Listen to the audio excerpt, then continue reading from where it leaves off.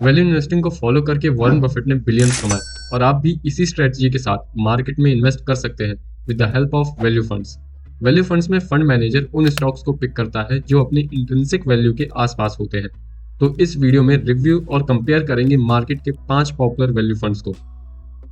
शुरुआत करेंगे fundamental detail से। तो ये सभी फंड्स ओपन एंडेड फंड है जहां पे रिस्क लेवल इन सभी का वेरी हाई है।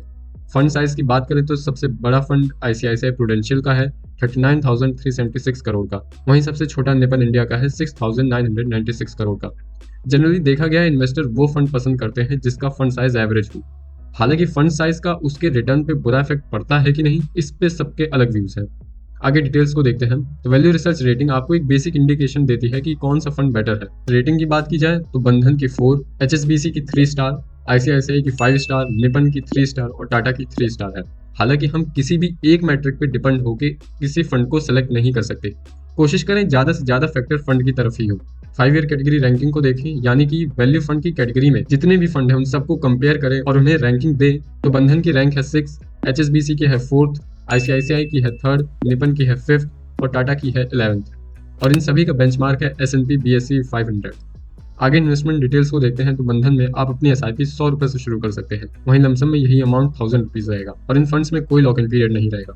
एचएसबीसी की बात करें तो मिनिमम एसआईपी 500 तो लमसम 5000 रुपीज है। आईसीआईसीआई में एसआईपी 100 तो मिनिमम लमसम अमाउंट 1000 रुपीज है। निपन में एसआईपी 100 तो लमसम 500 रुपीज है और टाटा में यही अमाउंट 100 और 5000 रुपीज है। तो आइए देख लेते हैं फंड रिलेटेड चार्जेस को। तो सबसे पहला चार्ज है एक्सपेंस रेशियो। ये चार्ज आपको आपका फंड मैनेज करने के लिए देना होता है, जिसमें बंधन का एक्सपेंस रेशियो 0.6% जो कि सबसे कम है, एचएसबीसी का 0.7, आईसीआईसीआई का 1%, निपन का 1.2 जो कि सबसे ज्यादा है और टाटा का है 0.8। कोशिश करें एक्सपेंस रेशियो कम से कम हो, पर अगर आपसे कंपैरेटिवली ज्यादा एक्सपेंस रेशियो चार्ज किया जा रहा है तो आपकी एक्सपेक्टेशन होनी चाहिए कि वो फंड आपको कंपैरेटिवली दूसरों से ज्यादा रिटर्न भी दे, अदरवाइज ज्यादा एक्सपेंस देने का कोई फायदा नहीं। वहीं दूसरा चार्ज है एग्जिट लोड।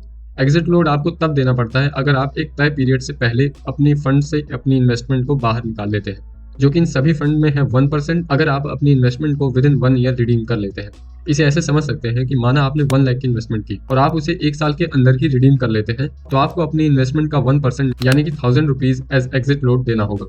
स्टैम्प ड्यूटी सभी की सेम है 0.005%। तो आइए अब देख लेते हैं पास्ट परफॉर्मेंस को।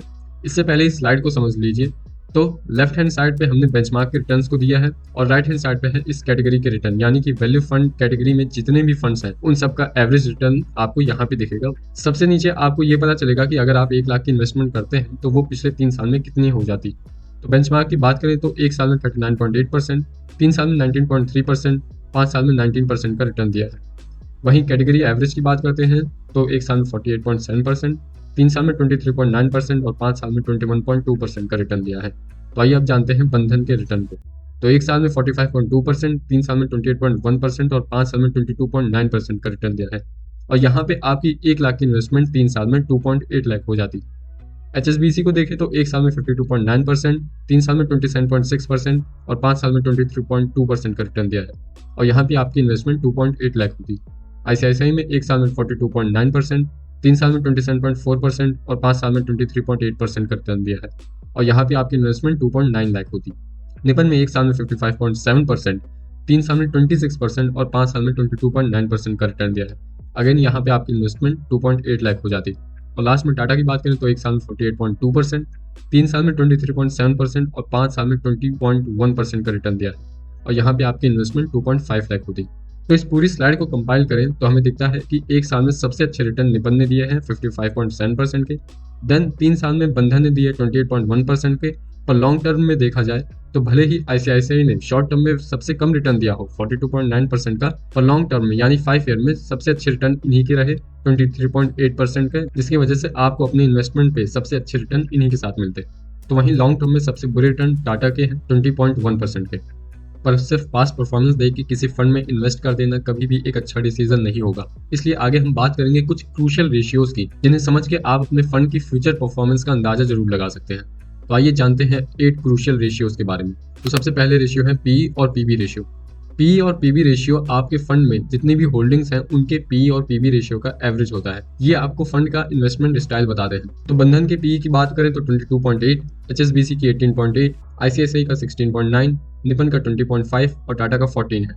वहीं पीबी यानी प्राइस टू बुक वैल्यू की बात करें तो बंधन का 3.2, एचएसबीसी का 2.9, आईसीआईसीआई का 2.5, निपन का 3.3 और टाटा का 2.6 है। एंड नाउ अल्फा, तो अल्फा आपको ये बताएगा कि फंड ने अपने बेंचमार्क के कंपैरिजन में कितना एक्स्ट्रा रिटर्न दिया है, यानी जितना ज्यादा उतना अच्छा। तो बंधन का अल्फा सबसे ज्यादा है 11.6% का, एचएसबीसी का 9.9, आईसीआईसीआई का 11.3, निपन का 7.6 और टाटा का सबसे कम है 6.2। Now the second ratio is beta. तो बीटा आपको ये बताता है कि फंड अपने बेंचमार्क के कंपैरिजन में कितना वॉलेटाइल है। इट्स बेटर कि बीटा 1 या उससे कम ही हो। 1 से ज्यादा बीटा ये दर्शाता है कि फंड अपने बेंचमार्क के कंपैरिजन में ज्यादा वॉलेटाइल है। तो बंधन की बात करें तो बीटा है 0.8, एचएसबीसी का 0.9, आईसीआईसीआई का 0.7, निपन का 1 है तो टाटा का है 0.9। And now the next ratio is SD यानी स्टैंडर्ड डेविएशन।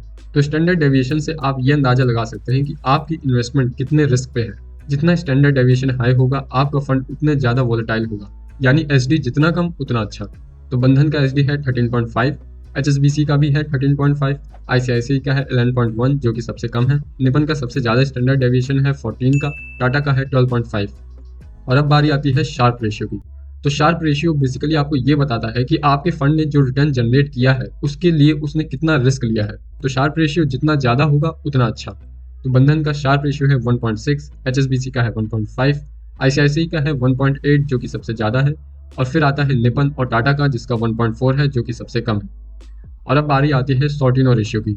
तो हम जब भी फंड खरीदते हैं वो लॉन्ग टर्म के लिए होता है, जिसमें हमें बुल रन और बियर रन दोनों को फेस करना होता है। तो ये रेशियो आपको यही बताएगा कि जब मार्केट डाउन होगा तब कौन सा फंड आपको बेटर रिटर्न दे पाएगा, यानी जितना ज्यादा सॉर्टिनो उतना अच्छा। तो बंधन का सॉर्टिनो सबसे कम है 2.3, एचएसबीसी का है 2.4, आईसीआईसीआई का है सबसे ज्यादा 3.2, निपन का है 2.4 और टाटा का है 2.7। और अब बारी आती है टर्नओवर रेशियो की। तो टर्नओवर रेशियो आपको आपके फंड की स्टॉक्स की रिप्लेसमेंट के बारे में बताता है कि पिछले 1 साल में फंड की होल्डिंग में कितना डिफरेंस आ गया है। यानी हाई टर्नओवर रेशियो का मतलब है कि फंड की होल्डिंग पिछले साल से बिल्कुल बदल गई है। वहीं अगर टर्नओवर रेशियो 0 हो जाता है इसका मतलब हुआ कि फंड की होल्डिंग में पिछले 1 साल में कोई बदलाव नहीं हुआ। तो बंधन का टर्नओवर रेशियो 25, एचएसबीसी का 19, आईसीआईसीआई का 59, निपन का 48 तो टाटा का है 66। यानी पिछले 1 साल में एचएसबीसी की होल्डिंग में कोई खास बदलाव देखने को नहीं मिला। वहीं टाटा की होल्डिंग में सबसे ज्यादा चेंजमेंट दिखा है पिछले 1 साल में। तो अब होल्डिंग की बात हुई है तो चलिए देख लेते हैं कि इन फंड्स ने किन सेक्टर में कितनी कंपनीज में कितना इन्वेस्ट किया है। तो यहाँ सबसे डाइवर्स पोर्टफोलियो यानी सबसे ज्यादा होल्डिंग्स निपन की हैं और सबसे कंसंट्रेटेड पोर्टफोलियो है टाटा का विद 40 होल्डिंग्स। वहीं बंधन में 64, एचएसबीसी में 66 तो आईसीआईसीआई में 72 होल्डिंग्स है।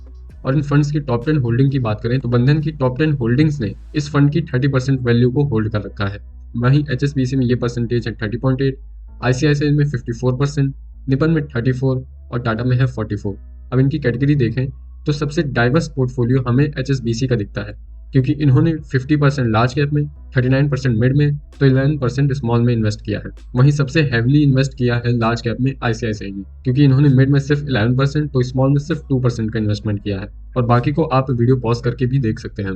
तो आगे इन सभी फंड्स के टॉप 3 सेक्टर्स की बात करें तो बंधन के है फाइनेंस, एनर्जी, ऑटो, यानी इन टॉप 3 सेक्टर्स में बंधन फंड की 43% होल्डिंग है। वहीं एचएसबीसी में ये 45% है with top 3 sectors finance, health और कैपिटल गुड्स।